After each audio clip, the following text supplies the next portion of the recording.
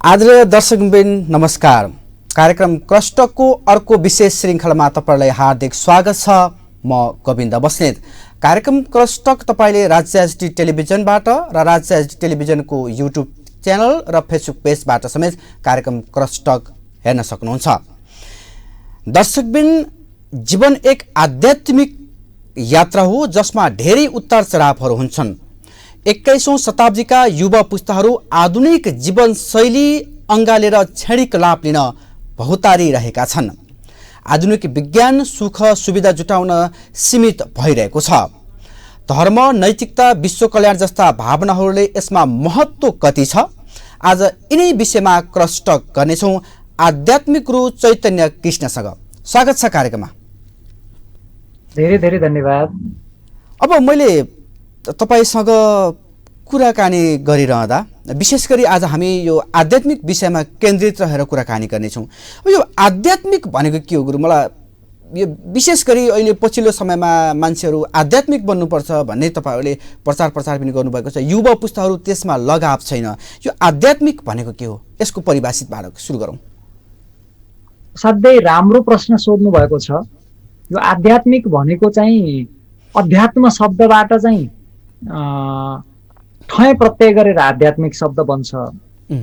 अनि आत्माको नजिक आत्माको चिजलाई आध्यात्मिक भनिन्छ। आत्माको नजिक भएको अध्यात्मले युक्त भएको चिज आध्यात्मिक हुन्छ। र अध्यात्म भन्ने शब्द कसरी बन्छ भन्दा अधि उपसर्गमा आत्म शब्द जोडेपछि अध्यात्म शब्द बन्छ। अध्यात्म शब्दबाट फेरि ठय प्रत्यय गरेपछि आध्यात्मिक शब्द बन्छ। यसको अर्थ के हो भने मूल शब्द आत्म शब्द हो। आत्म या आत्मा। आत्मा शब्दमा अगाडि अधि जोडिन्छ। अधि जोड्नुको अर्थ हुन्छ नजिकको, नजिक, आत्माको नजिक। संसारलाई आफ्नो आत्मामै समावेश गर्नु, सबैलाई आफ्नो सम्झनु, सबैलाई आफू जस्तै मान्नु, सबैको दुःखलाई आफ्नो दुःख, सबैको सुखलाई आफ्नो सुख सम्झेर अरू सबैलाई आफूभित्रै समावेश गरेर समाहित गरेर उनीहरूलाई र आफूलाई समान सम्झेर जुन आत्मभावबाट व्यवहार गरिन्छ, अरूलाई आफू समान व्यवहार गरिन्छ, त्यो व्यवहार चाहिँ आध्यात्मिक व्यवहार हो। तपाईले यो भनिरहँदा जसरी आफ्नो लेभलको अथवा आफू समानको सबैले सोच्ने, अझ विशेष गरी यो नेपालमा यो परम्परा तपाईले जुन एउटा आध्यात्मिक यात्रा अँगाल्नु भएको छ त्यो सम्भव छ? प्रत्येक युवाहरूमा, प्रत्येक व्यक्तिमा आध्यात्मिक हुनुपर्छ भन्ने जुन तपाईले भनिरहँदा यो सम्भव छ? वास्तवमा हामी धरतीमा आएकै आध्यात्मिक साधनाद्वारा बुद्धत्व प्राप्तिका लागि हो।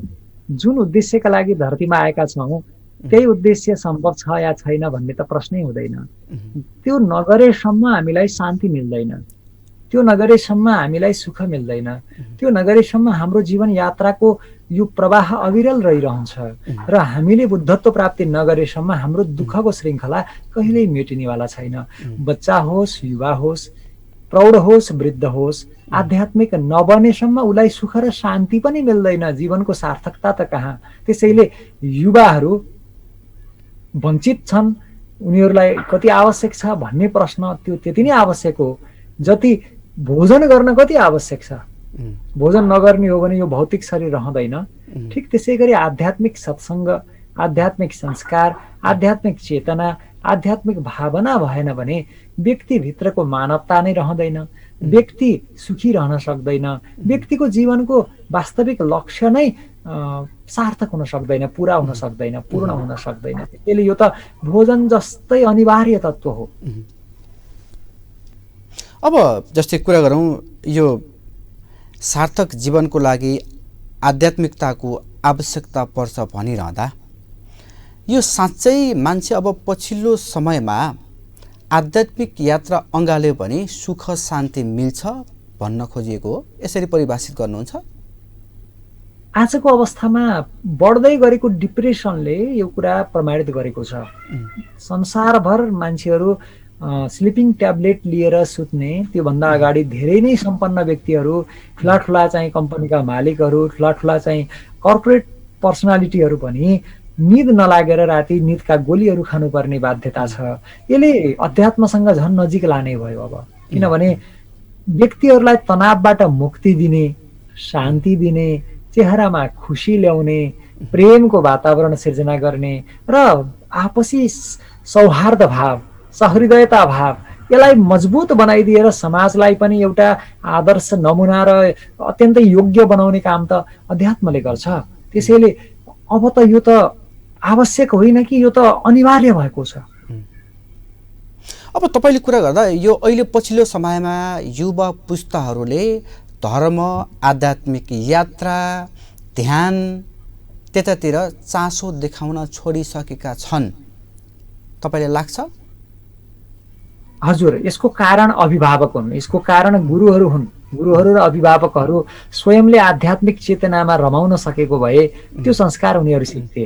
हाम्रा अभिभावकहरू, हाम्रा गुरुहरू समाजका आदर्श व्यक्तिहरू नै नशामा डुब्ने, आध्यात्मिक प्रवृत्तिभन्दा बाहिरका भौतिकवादका अभ्यासमा रमाउने कार्यले गर्दा अहिलेको नयाँ पुस्तामा चाहिँ जुन जेनेरेसन ग्याप आएको छ र उनीहरू दिग्भ्रमित भएका छन्, त्यसको कारण म युवा पुस्तालाई दिन चाहन्न। उनीहरूलाई त्यो बाटोमा लगाउने समाजका अग्रजहरूको दोष हो भन्छु म।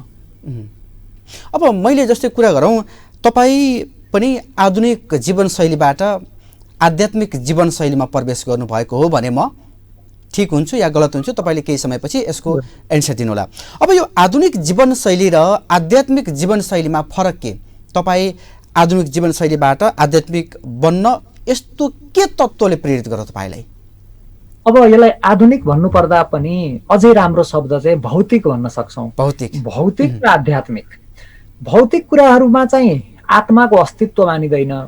भौतिक वस्तुमा चाहिँ ईश्वरीय सत्तालाई अस्वीकार गरेर मानवीय मूल्य, भ्यालुज, एथिक्सहरू, स्पिरिचुअलिटी अनि सोसलिजम, समाजवादका, मानवताका, ह्युम्यानिटीका यी जति पनि भ्यालु र एथिक्सहरू छन् तिनीहरूलाई महत्त्व नदिएर केवल म सुखी भए पुग्छ, अरू जेसुकै हुन्, जस्तोसुकै हुन्, अरूलाई जेसुकै होस् भन्ने खालको प्रवृत्ति चाहिँ हाबी भएको देखिन्छ। यसलाई चारबाग प्रवृत्ति पनि भन्न सकिन्छ। यो चारबाग प्रवृत्ति जति जति हाबी हुन्छ नि, यो प्रकृतिको नियम के हो भने हामीले संसारमा अरूलाई जे दिन्छौँ त्यही रिफ्लेक्टेड भएर हामीलाई प्राप्त हुन्छ। अरूलाई अपमान दिएका छौँ, अपमान आउँछ। प्रेम दिएका छौँ, प्रेम आउँछ।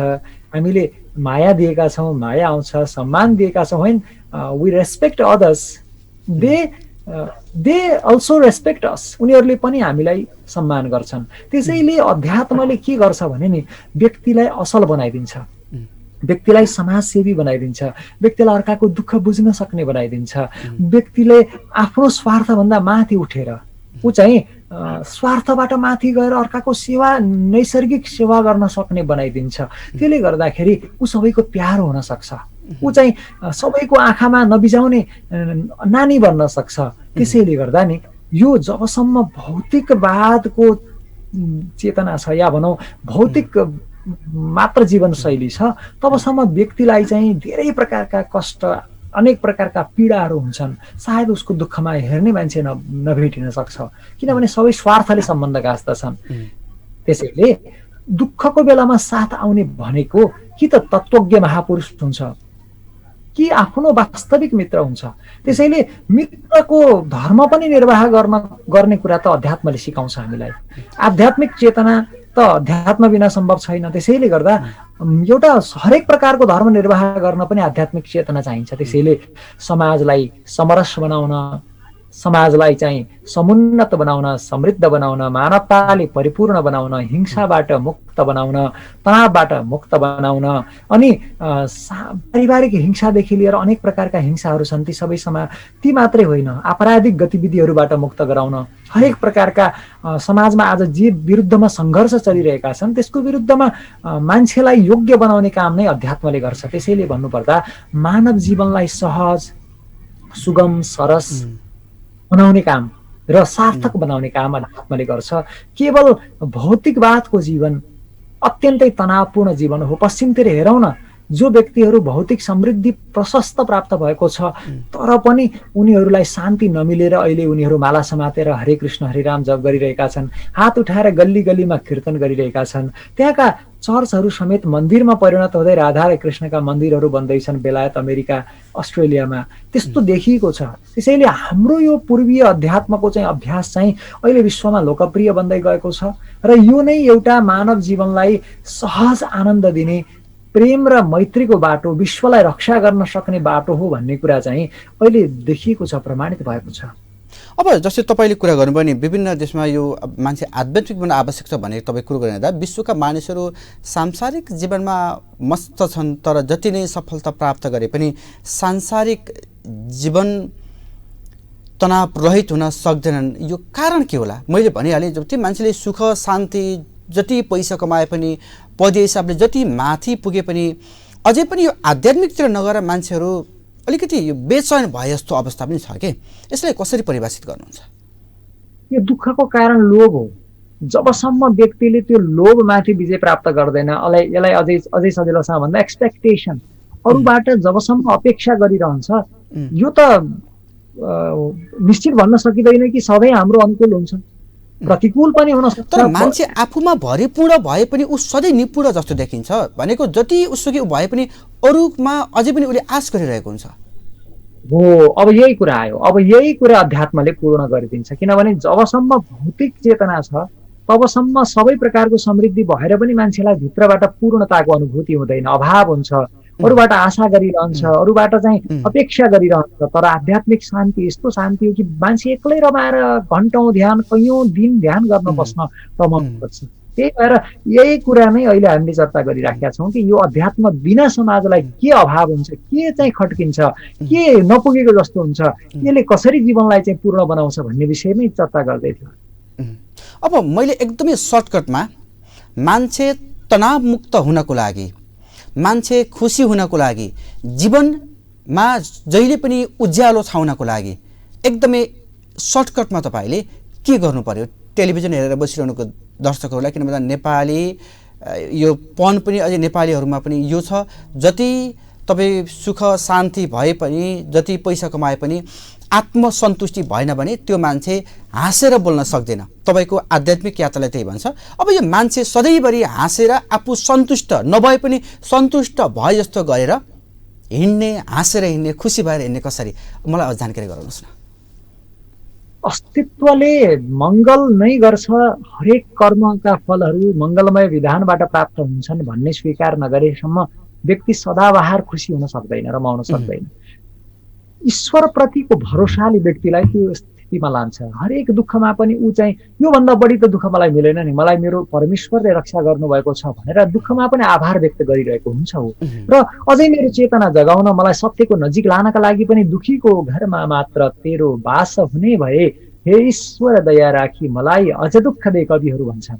त्यसैले गर्दा वास्तवमा हामीलाई चाहिँ यो अवस्थामा लानका लागि, यो आध्यात्मिक चेतनामा लानका लागि चाहिँ सबैभन्दा महत्त्वपूर्ण कुरा भनेको दुःख पनि हुन सक्छ, तर दुखी नहुने तरिका भनेको ईश्वरप्रतिको भरोसा, विश्वास, जसले गर्दा व्यक्तिलाई आफ्नो कर्तव्य पालन गर्नका लागि प्रेरित गरोस् र अरूबाट आशा नगरेर केवल ईश्वरीय मङ्गलमय विधान देख्न सकोस्।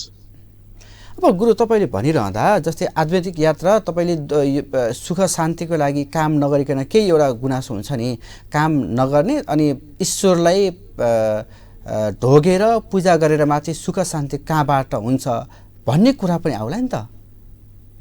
काम नगर्ने भन्ने कुरा त कसले भन्यो र? न कुनै महापुरुषहरू भन्छन्, न कुनै शास्त्रहरू भन्छन्। गीताले भन्छ एक क्षण पनि व्यक्ति जातो तिष्ठत्य कर्मकृत अकर्मकृत, कुनै पनि व्यक्ति एक क्षण पनि कर्म नगरी बस्न सक्दैन भन्छन् हाम्रा शास्त्रहरू। तर कर्म कसरी गर्दा शान्ति मिल्छ त? त्यो कुरा चाहिँ जीवन जिउने कला हो, द आर्ट अफ लिभिङ। यही नै हो जीवनको रहस्य, मिस्ट्री अफ लाइफ। त्यसैले कर्म नगरी बस भनेर त कसैले पनि भन्दैनन्, न शास्त्रहरू भन्छन्, न वेद पुराण भन्छन्, न चाहिँ महापुरुषहरू भन्छन्। यति मात्रै हो, कर्म कसरी गर्दा हामीलाई शान्ति मिल्छ, अहिलेसम्म जसरी गरेका छौँ त्यसरी त मिलेन। अब त्यही कर्म ईश्वरलाई खुसी गराउनका लागि, त्यही कर्म समाजको सेवाका लागि, त्यही कर्म राष्ट्रको समुन्नतिका लागि, त्यही कर्म वैश्विक भावले गरियो भने शान्ति मिल्छ भन्ने कुरा हामीलाई अध्यात्मले सिकाउँछ। अब यो आध्यात्मिक यो विषयमा कुराकानी गर्दा गर्दै अलिकति म फरक प्रसङ्गमा प्रवेश गरेँ। तपाईँले माछा मासु खानु हुँदैन भन्नुहुन्छ, मांसाहार गर्नुको बेफाइदा के र शाकाहारी बन्नुको फाइदा के? अब सर्टकटमा तपाईँले, किन भन्दा नेपालको अधिकांश मान्छेहरूले काटमार गर्ने, माछा मासुहरू खाने, तर तपाईँले त्यसलाई विरोध गर्नुहुन्छ, माछा मासु खान हुँदैन अथवा बलि चढाउनु हुँदैन भनेर भन्नुहुन्छ। अब यो विषयमा जानकारी गराउनुहोस् न, फाइदा के बेफाइदा के? म यस विषयमा म पछि बताउँला। म हजुरलाई नै प्रश्न सोध्न चाहन्छु, माछा मासु किन खानुपर्छ? हामीले कसैलाई किन हत्या गर्नुपर्छ? हामीले अरूलाई किन दुःख दिनुपर्छ? के त्यो माछा मासु त तपाईँले भनिरहँदा भन्छन् त, डक्टरहरूको गयो भने पनि प्रोटिनहरूको लागि प्रशस्त माछा मासु खानुपर्छ भनेर डक्टरहरूले माछा मासु खान सल्लाह सुझाव दिन्छन् होइन? तर सत्य कुरा के हो भने प्रोटिन चाहिँ माछा मासुमा भन्दा गेडागुडीमा धेरै पाइन्छ। अब हामी प्रोटिनको लागि माछा मासु खाने कि गेडागुडी खाने? मैले उदाहरण, अब माछामा 13% प्रोटिन अनि मासुमा 18% प्रोटिन पाइन्छ भने गेडागुडीहरूको कुरा गर्दा काजु, पेस्ता, बदाममा 19.7, 19.8, 20.8 प्राप्त हुन्छ। अनि चनामा चाहिँ 22.3 प्राप्त हुन्छ। मास र मुङमा 24% प्राप्त हुन्छ। मसुरोमा चाहिँ 25.1 प्राप्त हुन्छ। पनिरमा 24.1 प्राप्त हुन्छ। मेथीमा 26%, अनि मुङफलीमा 31.5, नौनीमा 35%, स्प्रेटामा यसरी चाहिँ, र भटमासमा स्प्रेटामा पनि 38% र यसपछि भटमासमा 43% प्रोटिन पाइन्छ। अब हाम्रो शरीरको वृद्धिको लागि आवश्यक छ भनेर चाहिँ प्रोटिन आवश्यक छ भनेर खाने चिज के त? एकातिर चाहिँ वनस्पतिबाट प्राप्त भएको प्रोटिन छ, अर्कोतिर पशुहरूलाई दर्दनाक तरिकाले हत्या गरेर कसैको रगत र मासुसँग, कसैको जीवनसँग खेलेर, कसैलाई पीडा दिएर प्राप्त भएको प्रोटिन छ। अब एक त धेरै प्रोटिन कताबाट, अनि अर्को कुरा प्रोटिन धेरै मात्रै होइन, त्यो हामीले अर्थशास्त्रीय दृष्टिले चिन्तन गर्ने हो भने 1 केजी मासुबाट त कति केजी भटमास प्राप्त हुन्छ भन्नु त? त्यो पनि छँदैछ। स्वादको लागि हुन्छ नि, यो स्वादको लागि कसैको गरेर, हजुर स्वादको लागि पनि आउला नि। कोही मान्छेले मासु मन पराउला, कहिले चाहिँ मासु मन नपाएर भटमास मन पराउला, आफ्नो त्यो जिउरोको स्वादको लागि भन्ने कुरा पनि आउला। मैले भन्न खोजेको अब हाम्रो जिब्रोको स्वाद के कसैको जीवन भन्दा ठुलो कुरा हो? के कसैको जीवन जिउने अधिकार भन्दा ठुलो कुरा हो? के यो धरती हाम्रो मात्रै हो? के उसले बाँच्न पाउनु पर्दैन? के यो सबैको साझा होइन? के हामीसँग प्रेम छैन कसैलाई सँगै? के हामी अरूको अस्तित्वलाई रक्षा गरेर बाँच्न सक्दैनौँ? के हामीसँग कसैलाई जीवनलाई बचाउनका लागि कुनै प्रयास छैन त? यो सबैभन्दा जटिल प्रश्न मानवतामा आउँछ। यो माछा मासु किन नखाने भन्ने विषय त म ठुल्ठुला वैज्ञानिकहरू, ठुला ठुला डक्टरहरू, यसका विशेषज्ञहरूसँगै बहस गर्न तयार छु कि कुन पक्षबाट, कुन एङ्गलबाट खानुपर्छ मलाई हजुरहरूले बताइदिनुहोस् भनेर म चाहिँ बहस गर्न तयार छु। तर तपाईँहरूलाई डक्टरहरूले पनि यो आध्यात्मिक यात्रा जुन अहिले यो डक्टरहरूले भन्छ नि, यो तपाईँको धामी झाँक्री, यो पनि त डक्टरहरूले खासै विश्वास गरेको त पाइँदैन नि धर्मलाई। धामी झाँक्री यसो छ, यो धर्मलाई विश्वास गर्ने नगर्ने भन्ने कुरा चेतनाको कुरा हो। खास गरी जबसम्म त्यति भरोसा योग्य ज्ञान चेतनामा प्राप्त हुँदैन तबसम्म व्यक्तिले विश्वास गर्नै सक्दैन। बाहिरबाट म विश्वास गर्छु भन्नेहरूमा पनि अविश्वास हुन सक्छ, डर हुन सक्छ। अध्यात्ममा गहिरो विश्वास गर्ने व्यक्तिहरूले त वास्तवमा अविश्वास गर्दै गर्दैन। त्यसैले यो प्रश्न चेतनाको विषय हो र चेतनालाई बढाउनका लागि पनि शाकाहारी भोजन चाहिन्छ। जसले शाकाहारी भोजन गर्छन् उनीहरूको मस्तिष्कमा एक्साइटेटरी न्युरोट्रान्समिटर कम भएर इन्हिबिटरी न्युरोट्रान्समिटर जसले मस्तिष्कलाई शान्ति, स्मरण शक्ति वृद्धि भएको अवस्था, प्रेम, मैत्री, करुणा जस्ता कुराहरू बढाउँछन्। एग्रेसिभ हुने, रिस, क्रोधलाई, एङ्गरलाई बढाउने, ग्रिडलाई बढाउने, त्यसपछि गएर मान्छेलाई एकदमै बढी एकदमै आक्रोशित हुने खालको अवस्थामा लाने, ती कर्महरू र मान्छेलाई एकदमै बढी इरिटेसनमा लाने, डिप्रेसनमा लाने कामहरू ननभेजको कारणले हुन्छ। त्यसैले गर्दा यो अवस्था सिर्जना हुनुमा पनि अहिलेको ननभेज कारण हो।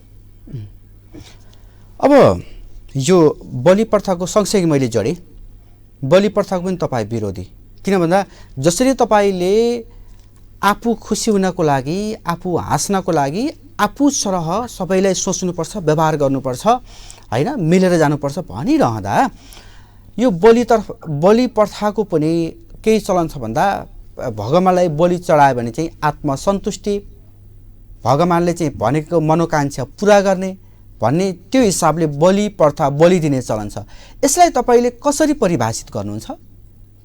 सबैभन्दा पहिले म स्पष्टता पार्न चाहन्छु गोविन्दजी मार्फत सबैलाई, म बलि प्रथाको विरोधी होइन। बलि शब्दको अर्थ उपहार हो।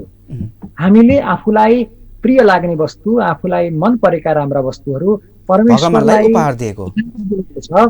त्यो उपहार दिने अर्थमा बलि शब्दको अर्थ उपहार हुने हुनाले उपहार दिनुपर्छ, हाम्रो मन चढाउनु पर्छ, श्रद्धा चढाउनु पर्छ, श्रद्धाको बलि दिनुपर्छ, प्रेमको बलि दिनुपर्छ भन्ने कुरा म मान्छु। तर हामीले कुनै ईश्वरलाई खुसी बनाउन खोजिरहँदा त्यही ईश्वरले वास गर्ने, त्यही ईश्वरको वास भएको कुनै प्राणी, निर्दोष प्राणीलाई चटक्क काटेर चढाउनु हुन्न भन्ने कुरा हो मैले भन्ने। भनेपछि बलि, हजुर तपाईँले भनिरहँदा बलि प्रथा राम्रो हो होइन, उपहार स्वरूप भगवानलाई दिनुपर्छ, तर काटमार गर्नु हुँदैन भन्न खोजेको तपाईँले? एकदम सही भन्नुभयो। किन, के को लागि? जस्तै तपाईँ त भगवानले बलि काटेर दियो भने त खुसी हुन्छन् भने त प्रचलन छ त, यो विषयमा अलिकति व्याख्या गरिदिनुहोस् न। अब भगवान खुसी हुन्छन् कि हुँदैनन् भन्ने कुरा त ईश्वरीय ग्रन्थहरू, शास्त्रहरू पढेर थाहा हुन्छ। अब शास्त्रमा के भनेको छ भन्दाखेरि स्वयं जसलाई लगेर मान्छेले बलि दिन्छन् तिनै देवी नै रिसाएर बलि दिनेवालालाई श्राप दिएकी छन्। के भन्छन्? युपे बद्धवा मौलोमा बाँधेर पशुन हत्वा, पशुहरूलाई मारेर करोति रक्त कर्दमम, रगतको किचड बनाउने, खोलो बगाउनेले तेन चेत प्राप्यते स्वर्गो, त्यसले चाहिँ यदि स्वर्ग प्राप्त गर्छ भने नरकम केन गम्यते, नरक जाने को हो त हे शिवजी मलाई बताइदिनुहोस्, म त श्राप दिन्छु उसलाई।